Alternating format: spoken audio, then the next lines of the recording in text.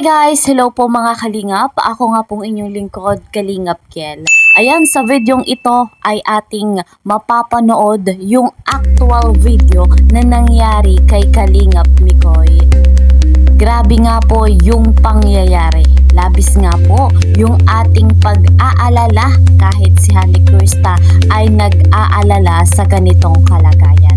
Bago nga po natin panoorin, ako po sa inyo ay bumabati ng isang mapagpalang araw, isang mapagpalang gabi. So guys, syempre hindi natin makakalimutan ng special shoutout sa lahat po na sumusuporta sa tandem na Mikris.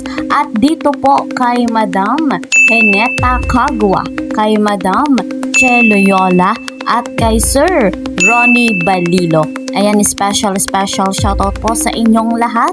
Mega love shoutout naman sa mga kasamahan ko po dyan sa Karepa, Kalingap Reactor, partner. Alam ko po na yung ibang kababayan natin ay hindi pa nakaka-recover sa bagyong uwan.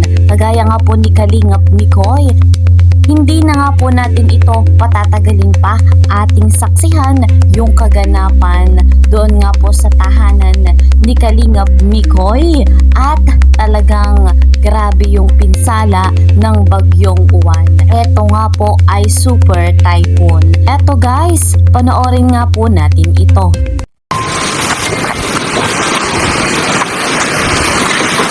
Eto na.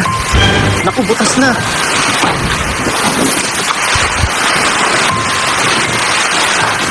Butas na nga yung ukay-ukay namin.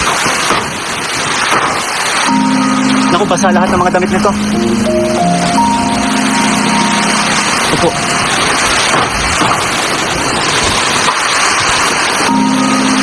Lakas, sobra.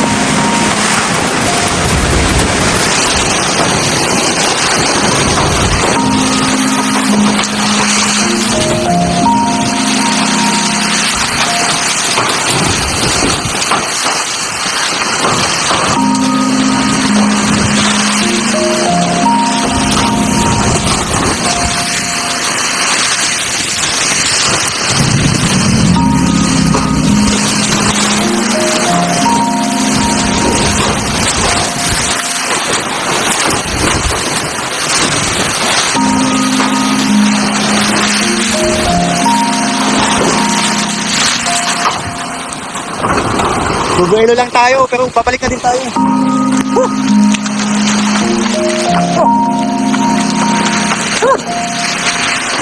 Gusto po.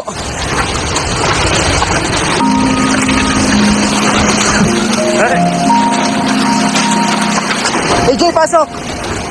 Pasok! Hindi pa ako madalas. Ay! Grabe bagyo to. Kasi, sabi, signal number 5 na raw po kami. Ay, sana matapos na. Pasok! So, update lang po para dito sa bagyong Wanhang. Ngayon po, alauna na ng hapon and ganun pa rin, walang pagbabago, malakas pa rin po yung hangin. Sana, ang iniisip ko kasi nito yung mga kasama ko, lalo na si CJ, sana okay lang si CJ. Brownout din po kasi, so gumagamit na kami ng kandila. Sana okay lang si CJ, okay lang sila doon yung family niya. Wala din kasing signal, kaya wala akong magagawa kundi maghintay.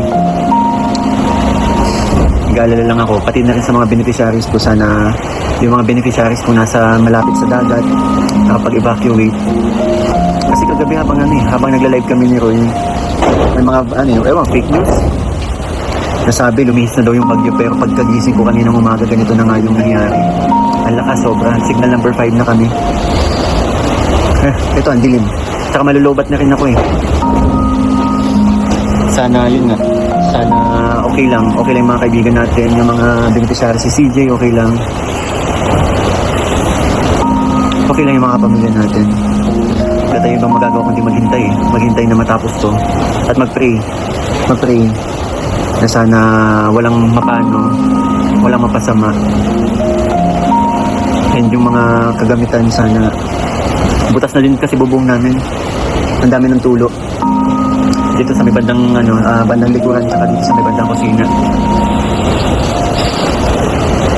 Yun, wala yun nga. Wala magagawa kundi mag-pray lang talaga tayo na sana safe ang lahat.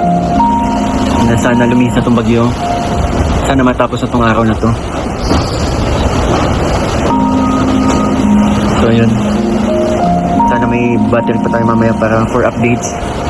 Yung pinaka-importante kasi nito sa yung kuryente. And yung sana, kaso hindi safe kung may kuryente. Baka maraming makuryente. So yun, maghintay na lang tayo ng balita mamaya na lang ulit.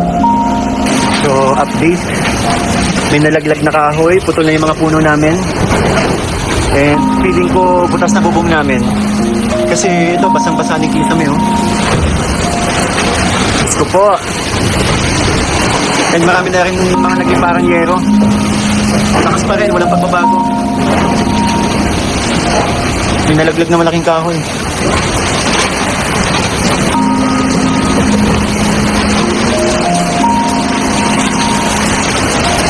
Ayan, tumba na yung mga halaman natin, yung mga halaman namin.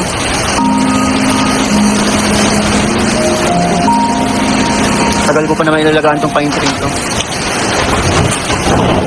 Ayan, mga pupong nagliparan. Grabe yung bagyo. Sira-sira na yung mga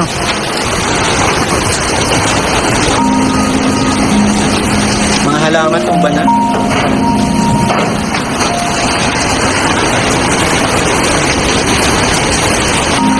Sobrang tagilid na yung avocado namin, no? Wala na rin mga dahon. Ayan.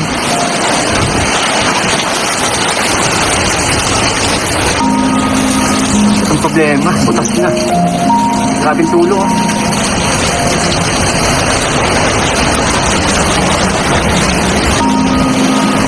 Ayan. Tira na rin dito.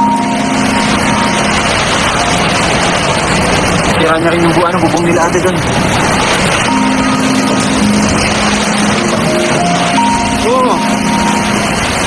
Lakas.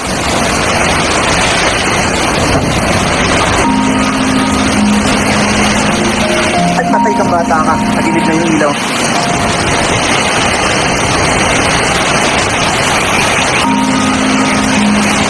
So update lang po. So dito tayo sa lumabas ako. Kasi tinignan ko yung bubong namin kasi basang-basa na yung pala, lilipad na. Malapit na lumipad yung bubong namin. Ayun. Umangat na siya. Ayun. Kaya pala basang-basa na yung Kisame. Lakas.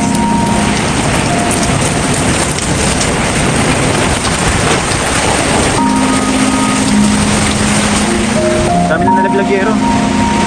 So ayun guys, mga kalingap, nasaksihan natin yung pangyayari dito nga po kay Kalingap Mikoy sa kanilang bahay. Talagang natanggalan nga po ng bubong, napakalakas ng hangin at may ulan pa nga po. Grabe ang bagyong uwan, talagang maraming napinsala. Ayan mga kalingap, sana'y patuloy pang pagpalain.